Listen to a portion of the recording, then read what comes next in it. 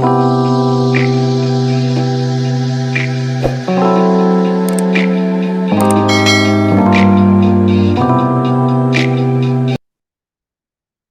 everybody, what's going on? I'm Jamie Dawn, your evolutionary revolutionary astrologer, bringing you your celestial wisdom for the week of December 18th through the 25th of 2022.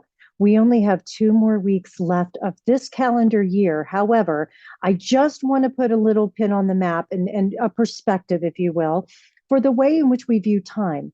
And that even though it's the end of the calendar year, we're actually right in the middle of the seasons, and we are in winter. We're almost there because we have the winter solstice this week. And so the perspective I want to put on is not that there's a marked ending and beginning, but a continuation. And that what we're going to be working with over the next 6 months, because we have this Capricorn new moon this week, as well as we have the winter solstice and the sun moving into Capricorn and all of that, we're setting up for another 6-month cycle of Capricorn energy where we set our intentions to achieve things, to plan all of that. And so the perspective isn't so much of, okay, here's January 1st, we're starting something new, but what have we learned from the past? How do we continue the things that are working, and what do we want to stop doing and change? And there's a beautiful exercise where, as I've mentioned in my past videos about, look how far we've come in a year. Well, what are some of the things you would continue doing over the next year? And what are some of the things that you could let go of, especially if you knew you only had 1 year to make it count? So that's the perspective that we want to take on. And of course, I do want to wish everybody a very happy holidays.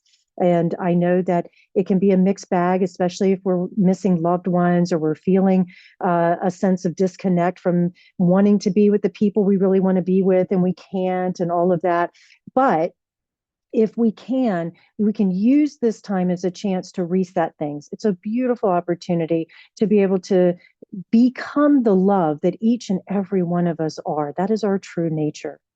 So this is going to become extremely prominent as we kick off the week, because we've got Mars still retrograding in the sign of Gemini, making a trine, almost an exact trine to Chiron on Sunday. It moves into that exact trine on Monday. So we're feeling this energy building where we want to heal some of these old wounds, and we maybe start a new tradition. Maybe we're looking at our lives and saying, you know what, I don't want to do what I did before, even in the traditional sense of the holiday. So let's create something new that we can all come together and celebrate and enjoy each other and have some laughter and some lightness to it.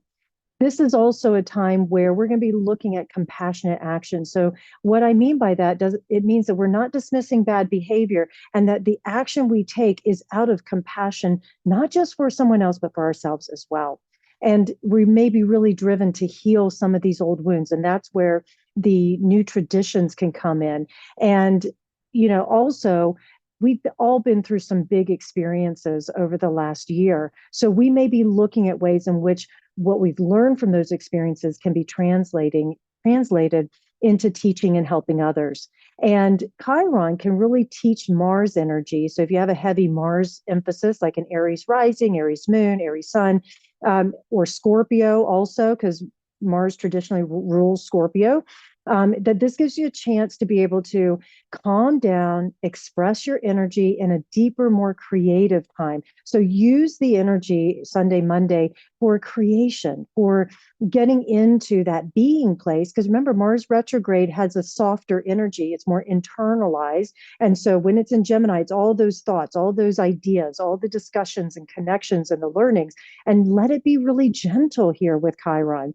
And we may need to train our action muscle to work for us rather than only respond to the things that may feel like we need to pity someone or rescue or help. This is an opportunity for us to use our individuality and say, you know what, I'm going to take action based on what I know I'm empowered to do, what I believe I can do, and how I can help. It also offers an opportunity for us to dive deeper into our emotions instead of rushing forward with Chiron here, because it can teach Mars to slow down a little bit, to view and to feel the subtleties that Mars often misses because Mars goes head on. It doesn't think before it speaks or acts, which is a great thing to do when you're in a crisis situation. But hopefully, most of us are not in a crisis situation during this time. We're at a time where we can slow down and we can connect, and we have to be willing to not only face our own pain, but face our and own our experiences and what we've learned, and be willing to allow that sensitivity to emerge. Because one other thing about Chiron is in Aries, which is ruled by Mars. So there's this beautiful, with a trine, there's this beautiful harmonious energy that can take shape where we can fight for causes that are near and dear to our hearts, where we can also speak up for those that need a voice during this time. It also gives us a chance to speak up for ourselves, to have greater compassion for ourselves. And that's super important during the holiday season. Because what better way to get triggered than to be around loved ones and have expectations around what it should be, you know? Also, more of this Aries Mars energy. Jupiter has been in Pisces. It retrograded back into Pisces, and now it's moving forward again in Pisces and transitions back into Aries, where it was in May, all the way through July. And it's going to stay in the sign of Aries now from December 20th all the way until May of this next year. So think about this. The last time that Jupiter entered Aries was in June through September of 2010, and then January to June of 2011. So we have a similar theme going on from 2010 to into 2011 with Jupiter and Aries here.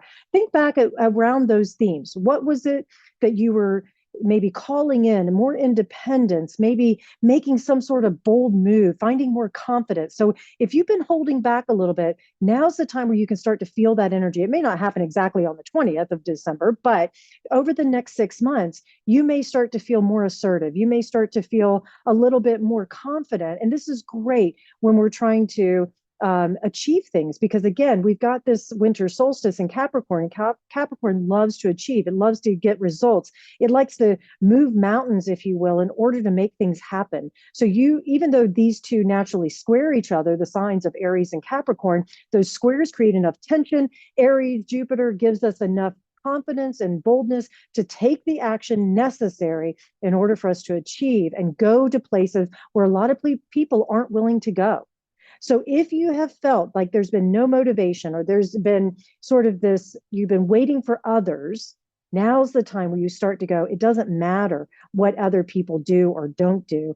I can stand true to myself, and I can take on this energy and make some good decisions here. Also, it gives us the momentum and motivation to go for our dreams, take that leap of faith.